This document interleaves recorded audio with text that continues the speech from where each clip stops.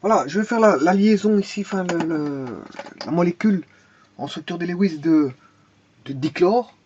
Dichlore. Alors, il y a deux manières de voir les choses, soit par les cases quantiques ou soit dichlore. Je vous rappelle que c'est Cl2. Voilà. Le dichlore, c'est Cl2. Donc, ce qui veut dire que j'ai besoin de deux chlores. C'est-à-dire qu'on est dans une liaison de covalence pure. Mais avant ça, il faut savoir que le chlore, c'est un halogène. Bon, il se trouve dans la famille avec le fluor, le chlore, le brome, voilà, l'astate, l'iode. Voilà, ça c'est la famille euh, du chlore qu'on appelle les halogènes, qui est dans le groupe, dans la famille numéro de la famille 6, groupe 6. Voilà. Mais le groupe 6, je vais le faire par les valences et puis je vais le faire par les cases quantiques. Alors, on sait bien que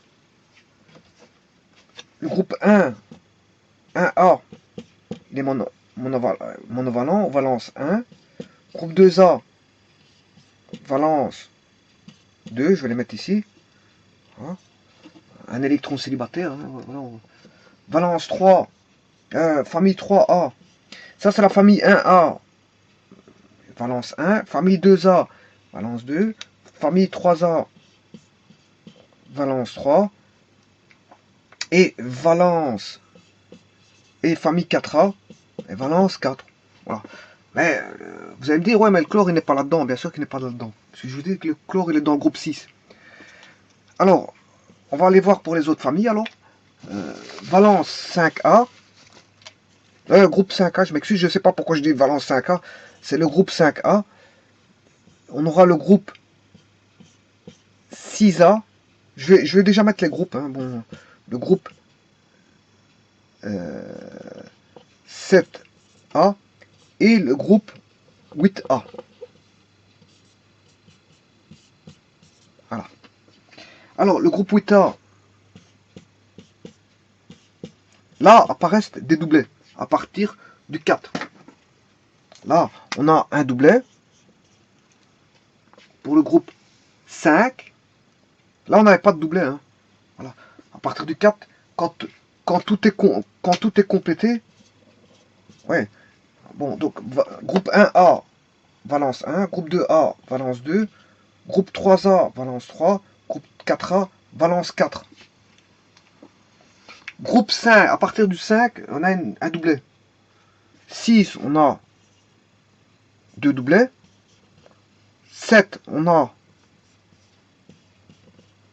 3 doublets. Et 8, on a 4 doublets. C'est-à-dire, bon, 4 doublets, c'est les gaz rares. On ne sait plus faire de réaction. Tout, tout est complété, là. Voilà, tout est complété, voilà. Alors, là, on a 3 électrocélibataires, 2 électrocélibataires, un électrocélibataire, et là, on n'a plus d'électrocélibataires, donc, voilà. Donc, le 5A, valence 3, le 6A, valence 4, 2, je m'excuse, 2, et le 7A, valence 1. Voilà. Et lui, la valence 0, hein, pour les gaz rares. Alors maintenant, vous allez me dire qui est le groupe 5A. Mais c'est le 5A, ce sont les carbonites. Ensuite, on a les azotides. Ensuite, on a les sulfurides. Sulfurides, c'est le groupe où il y a l'oxygène. Non, là, je me trompe. Je me trompe, parce que normalement, le 7, c'est les halogènes. Le 7, c'est les halogènes, justement, avec le chlore, le chlore, avec le chlore.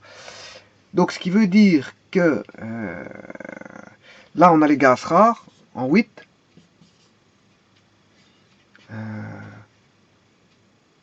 En 7, on a les halogènes.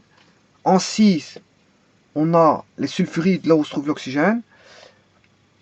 En 5, on a les azotides. Et le 4, c'est les carbonites. Ouais, les carbonites sont là. Bon, ce sont des éléments qu'on retrouve en chimie organique. Hein.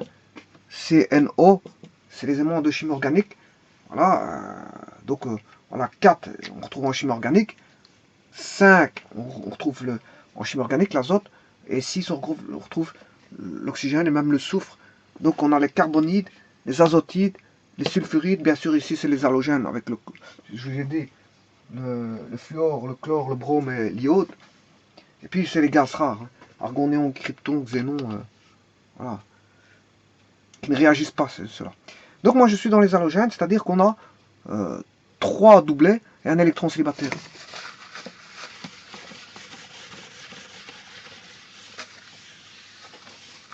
Trois doublets. Donc le chlore, comme c'est du dichlore, j'ai 3 doublets et un électron célibataire. Voilà. Et donc là, je peux faire la, bien sûr ici, la liaison, qui est une liaison covalente, normale, qui est une covalente pure. Pure, parce que, bon, au niveau du nuage électronique des deux atomes, et on aura une parfaite symétrie. Voilà, on aura un nuage vraiment électronique parfait, il n'y aura pas d'attraction là par rapport à l'autre. Parce que c'est une covalence normale. Alors, ceci étant dit, je peux l'indiquer par ceci.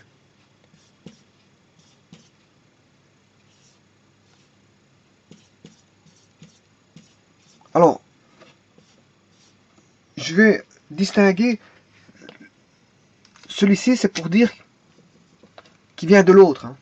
C'est juste pour dire qu'il vient de l'autre. Ben, qui est l'autre? Bon, c'est vrai que j'ai du CL, c'est qui est l'autre? Il peut venir de celui-là de gauche ou de droite, peu importe, on s'en fout de ça.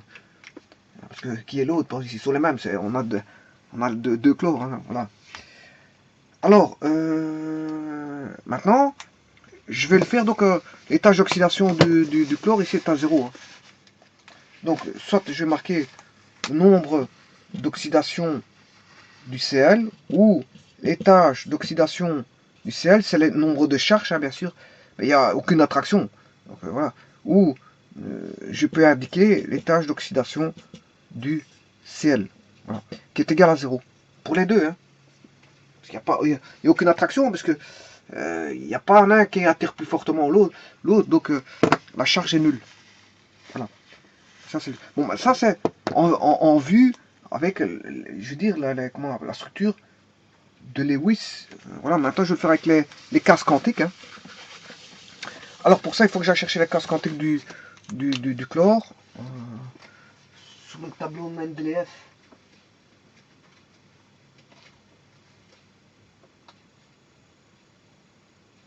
« 3S2, 3P5. Dans le tableau de Mendeleev, j'ai 3S2, 3P5. 3S2, 3P5. Ce qui veut dire que bon, le chlore, en couche S, ben, il est saturé de 2 électrons. Voilà. Et en couche P, voilà, c'est la couche S, couche P, mais j'ai 5 électrons. 1, 2, 3. Il faut les remplir d'abord comme ceci, puis mettre les doublets. Ben, ça correspond à quoi ça? Mais ça correspond à ce qu'on a vu tout à l'heure. 3 doublets. Voilà. Pour le chlore et un électron célibataire. C'est ce que ça veut dire, hein, et un électron célibataire. Bon, donc c'est ceci.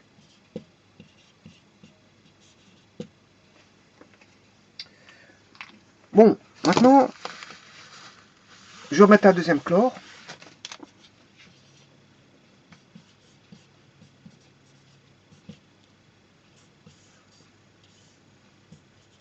Avec bien sûr les doublets.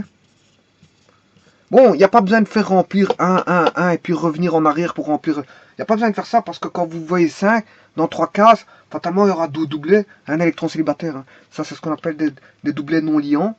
Des doublets non liants. Et là, on a un électron célibataire. Voilà.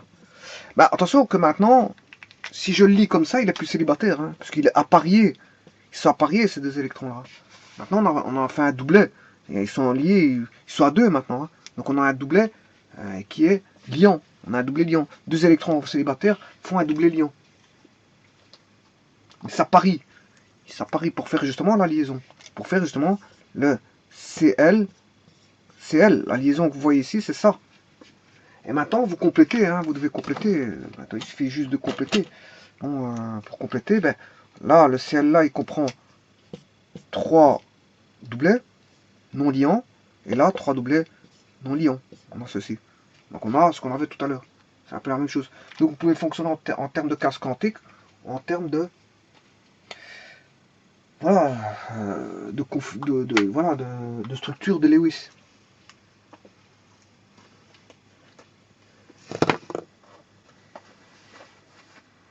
Voilà, et ça c'est le Cl2 et Cl2 qui est le dichlore.